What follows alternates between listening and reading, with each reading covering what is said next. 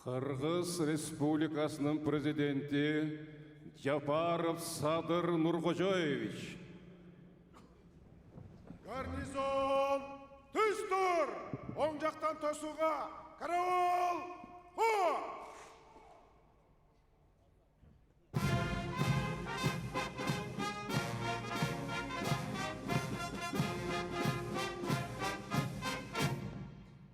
Жолдош, Қырғыз Республикасының президенті, құралды күштерінің башқы қолбасшысы, Бишкек гарнизоны өздік құрамы Қырғыз Республикасының мемлекеттік туысын көтеруге даяр. Бишкек гарнизоны басшысы генерал-майор Тердикбаев.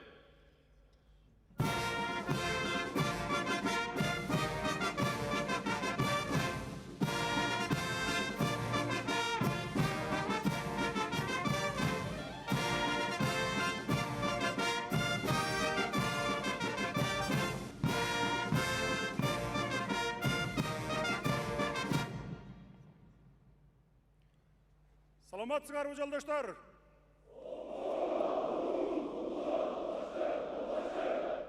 Егемендік майрамыңыздар менен құттықтаймын.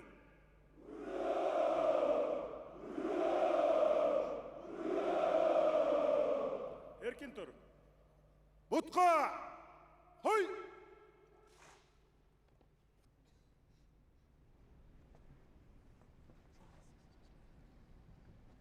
Артқа қай! Рыл! Қырғыз Республикасының мемлекеттік туысын көтеруге түз тұр! Караул! Хо!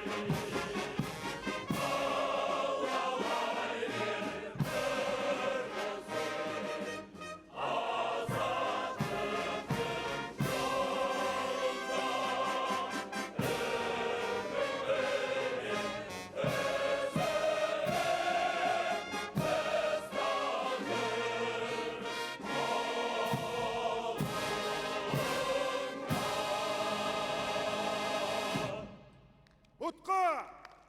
Хой! Артқа қай! Рыл!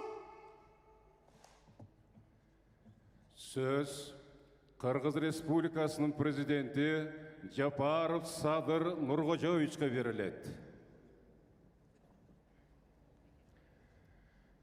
Урматтуу мекендештер, эгемендигибизди даңазалоого катышып отурган кадырлуу аксакалдар, улуттун улуу күнүн белгилөөгө келген кымбаттуу меймандар. Биз эркиндиктин жана өз алдынча өнүгүүнүн баасын, баркын билели, аны аздектеп сактайлы, кийинки муундарга татыктуу өткөрүп берели деген асыл максатта Кыргыз Республикасынын көз карандысыздык күнүн салтанаттуу белгилөөнүн салтын калыптандырдык. Ал үчүн күн корсуз өнүгүп өскөн Кыргызстанды курууга жан үрөп, керек болсо өмүрүн берген ата-бабаларыбыздын каармандыгына башыбызды ийип таазим кылабыз. Мына ошол аталардын ишин улоо биздин ыйык милдет.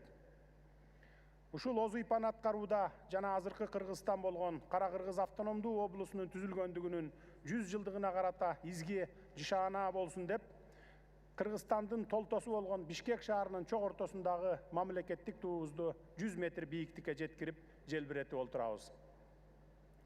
Кыргызстандагы өнүгүүлөр улам барган сайын жаңы бийиктиктерге чыгып, кызыл туубуз ар дайым көкөлөй берсин. Эгемендигибизге эч качан доо кетпесин. Баарыңыздарды улуттун улуу күнү Кыргыз Республикасынын көз карандысыздык майрамы менен чын жүрөктөн куттуктаймын. Кадырлуу калайык калк. Жортуучулук замандарда дагы ага саба кызыл туу, айгайлаган ызы чуу, көк асаба кызыл туу, көк жаңырткан ызы чуу деп Айкөл Манас атабыз баш болгон бабаларыбыз кызыл туусун кылкылдата бийик көтөрүп, эл жердин көз карандысыздыгы үчүн кан төгүп, жан берип, күрөшүп келгенин жакшы билесиздер. Ал эми азыркы заманда болсо, Кыргызстандын бүтүндүгү менен биримдиги, ар намысы менен кадыр баркы жана улам бир жаңы ийгиликтер үчүн бир туунун түбүнө биригип, ынтымагыбызды чыңдап, кызыл байрагыбызды бийик булгалап келебиз. Демек, түндүгүнөн күн нуру чайып турган кызыл туубуздун бийик көтөрүлүшү эгемендигибиз менен кошо биримдиктүү эл, көз карандысыз мамлекет, өнүгүү жолуна түшкөн өлкө экенибизди эл аралык деңгээлде таасын таанылып жатканыбызды айгинелеп турат. Кыргызстан деген ат дүйнөгө даңазаланып, улуттук демибиздин салтанаты мына кече жакында өткөн 33-чү Олимпиада оюндарында дагы кашкая көрүндү. Тулку боюнда баатыр бабаларыбыздын каны дүңгүрөгөн уул кыздарыбыз намысты колдон чыгарбай, дал ушул кызыл туубузду дүйнө жүзүндөгү менсиген өлкөлөрдүн желектери менен катар коюп, бийик желбиретип келишти. Кам Манастан калган кызыл туу бүгүнкү күндө дагы кыргыз мамлекеттүүлүгүнүн, жалпы кыргызстандыктардын биримдигинин, ата мекенге берилгендигинин белгиси болуп калды. Деги эле бүгүнкү биздин эгемендигибиз Айкөл Манас баштаган баатыр бабаларыбыздын, мындан бир кылым мурунку улут аталары менен алардын мүдөөлөштөрүнүн, андан берки мамлекет деп күйгөн ата уулдарыбыздын, бир карыш жер үчүн жан берген эр азаматтарыбыздын, өлкөбүздү дүйнөгө тааныткан жарандарыбыздын бекем ынтымагынын, биримдигинин, эң башкысы мекенге болгон сүйүүсүнүн натыйжасы. Ошондуктан кызыл байрагыбыз мындан ары да өркүнө өскөн Кыргызстанды курууга багыт алган жолубузда жаңы жеңиштерге, ийгиликтерге жетелеген, жаш муундун мекенчил сезимдерин күчөткөн, элибиздин мекен алдындагы жоопкерчилигин арттырган ыйык тумар болуп кала бермекчи. Урматтуу мекендештер, эгемендик биз үчүн ыйык дөөлөт. Бабаларыбыз журт уютуп, эл багып, аймак күтүп, аскер топтоп, элчилерин чет өлкөлөргө аттандырып, өз мамлекеттүүлүгүнүн өнүгүү доорлорунун бардык мезгилдеринде кызыл тууну негизги символ катары аздектеп, өзгөчө сактап келген. Биз руху күчтүү улуу элденбиз. Бүгүнкү күндө ошол бабалардан калган көлөмү, көркөмдүгү боюнча дүйнөдө теңдеши жок Манас эпосун жараткан эне тилибиз бар. Нарк насилге бай салт санаабыз, тамыры тереңге кеткен тарыхыбыз бар. Эң башкысы кан дүргүткөн бабалардын руханий демин алып жүргөн билимге дилгир, максаты бийик кызыл туубузду дагы кыйла көкөлөтө турган мамлекетчил жаштарыбыз бар. Ошондуктан биз дагы урмат сый көрсөтүү максатында дал ушул бүгүнкү эгемендик күнүндө мамлекеттик туубузду бийиктикке көтөрүп олтурабыз. Урматтуу замандаштар, эгемендик жылдарында бир аз кандай учурларга, кыйынчылыктарга туш болдук. Башка элдин маданиятын сокур көчүрүп алуу менен менталитетибизге, баалуулуктарыбызга каршы келген жат көрүнүштөргө кабылдык. Анын натыйжасында бизге ыйык делген түшүнүктөрүбүз болушунча чаташып, өлкөбүз бир топ алсырай түштү. Баш бербей, ээн ооз сүйлөнүү, элдин эрки деп, анархияны демократия деп калпыс кабыл алып, сөз эркиндигин болсо ушак айың менен алмаштырып алдык. Капчыгы калыңдар өз кызыкчылыктарын коргоо максатында партияларды уюштуруп, шайлоого аттанып келишкен. Азыр деле Кыргызстан авторитардык мамлекетке айланып баратат деген дал ушундай баш адаштырган азгырма жол менен кетүүнү таңуулап жатышат. Биз буга эч качан жол бербейбиз. Бүгүнкү күндө биз бүткүл дүйнөдө, өнүккөн демократиялык өлкөдө коопсуздукка суроо талап болушунча өсүп жатканына күбө болуп келебиз. Азыркы замандын чакырыктары менен коркунучтарына адекваттуу башкаруу системасы гана тийиштүү деңгээлде жооп бере алат деп баса белгилеп айтар элем. Ал үчүн бийлик вертикали күчтүү жана катаал болушу керек. Ал эми бийлик башындагылар мекен алдында адилеттүү жана жоопкерчиликтүү болушу шарт. Болбосо заман чакырыктары менен коркунучтарына туруштук берүү өтө кыйын болуп калат. Демократия менен мамлекет башкаруунун, рынок менен мамлекеттик жөнгө салуунун ортосунда акылга сыярлык тең салмакты табууга жетишүү, башка бирөөлөрдүн эрежеси менен жашоодон баш тартуу жана улуттук кызыкчылыктарга кам көрүү бул авторитаризм эмес. Бул биз бүгүн чыңдап жаткан эгемен мамлекеттин пайдубалы. Эгемен мамлекет бул биринчи кезекте өз жарандарынын туруктуулугун жана коопсуздугун камсыз кылууга жөндөмдүү, күчтүү мамлекет болуп саналат. Мына ошондуктан ар тараптуу коопсуздукту камсыз кылуу биз үчүн дагы эң биринчи кезектеги маселе. Биз буга терең маани беребиз. Кымбаттуу кыргызстандыктар, биз бүгүнкү күндө жаңы Кыргызстанды куруу жолуна түштүк деп ишенимдүү айтып келе жатабыз. Эмне үчүн? Анткени тирүү организм сыяктуу өлкөбүздүн социалдык, экономикалык жана маданий тармактарынын бири артык, бири кем көрбөй, баарын бир катар коюп, текши караганыбызда гана эки канатын бирдей каккан куш сымал ар тараптуу өнүгүүбүз кыйла ыкчамдады. Мунун баары биздин конституциялык, бюджеттик, салыктык, энергетикалык жана башка реформалар боюнча туура жүргүзгөн иш аракетибиздин, бийлик вертикалынын консолидацияланышынын, мыйзам үстөмдүгүнүн барган сайын бекемделе баштагандыгынын үзүрү десек эч жаңылышпайбыз. Ушул жерден Нурлан Шакиев баштаган биздин парламентке 7-чи чакырылыштын депутаттарына ыраазычылык билдире кетейин. Биздин орчундуу чечимдерибизди, ири долбоорлорубузду, реформаларды, мыйзам долбоорлорубузду кечиктирбестен, куру кыйкырык кылбастан ыкчам кабыл алып берип, бизди колдоп келе жатасыздар. Жыйынтыгында экономикалык, ички жана тышкы саясатыбыздагы иштерибиз тездик менен алдыга жылып, ийгиликтерди жаратып жатат. Тарыхый адилеттүүлүк орноп, кумтөргени мамлекет өттү. Фискалдык саясат колго алынды.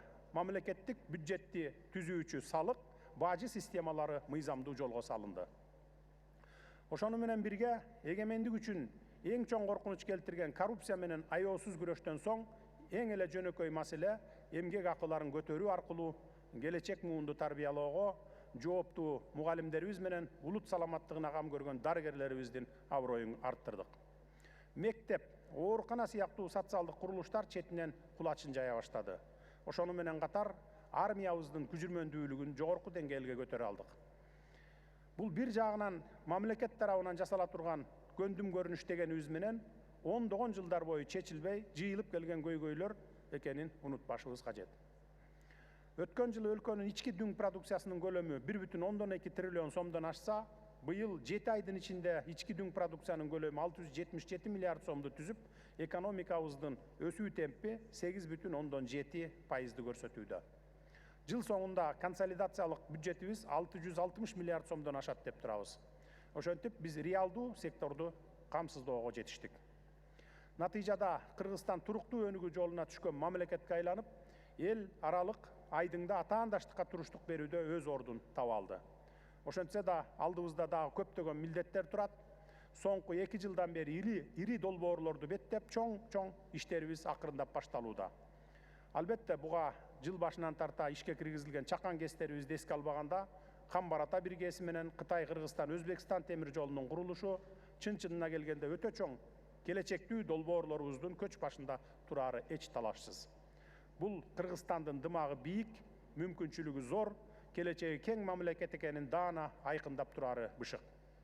Биз бүгүн эгемен мамлекет катары башка өнүккөн мамлекеттер менен тең укукта өз ара пайдалуу мамиле кыла турган абалга жетип олтурабыз. Тарыхый адилеттүүлүктү калыбына келтирип, азыркы Кыргыз мамлекетин түптөгөн аталар жөнүндө жарлыкка кол койдум. Буга чейин азыркы Кыргызстан баш аталган Кара Кыргыз автономдуу облусунун түзүлгөндүгүнүн 100 жылдыгынын мамлекеттик деңгээлде салтанаттуу белгилөө тууралуу жарлыгымда чыккан.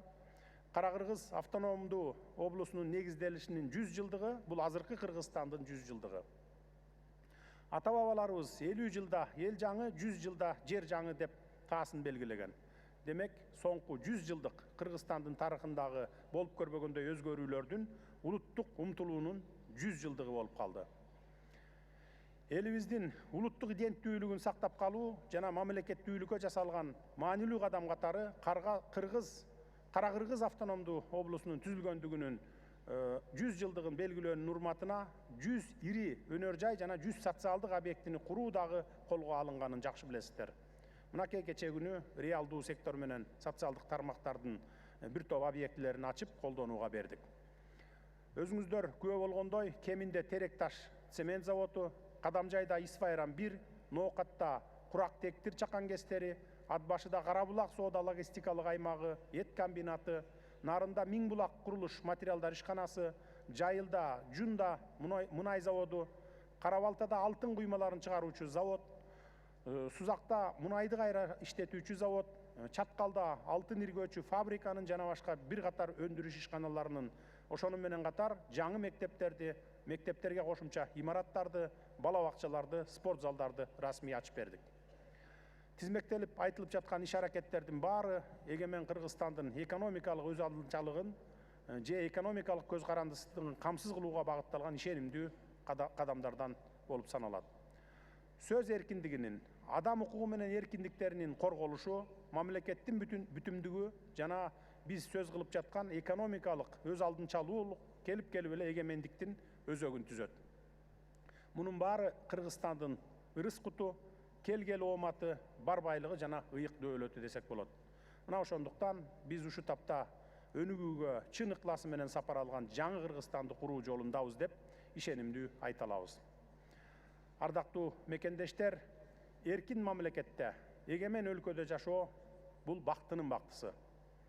Биз көп этностордон ширелген, ынтымагы бекем, нарк насилди ыйык сактаган, достукту туу туткан кыргыз жарандарынын күч аракетинин, сабырдуулугу менен даанышмандыгынын аркасында чоң жетишкендиктерди бирге жасай аларыбызга көзүм жетип ишенип турамын. Кыргызстанды ар тараптан өнүккөн, күчтүү өлкөгө айландырып, келечек муунга калтырып кетүү максатыбызга сөзсүз жетебиз. Өлкөбүз тынч, элибиз аман болсун, арабызга биримдик менен ынтымак орносун, Кыргызстандын кызыл туусу түбөлүк желбирей берсин, жараткан бизге жар болуп, эгемендигибиз куттуу болсун. Рахмат көңүл бурганыңыздарга.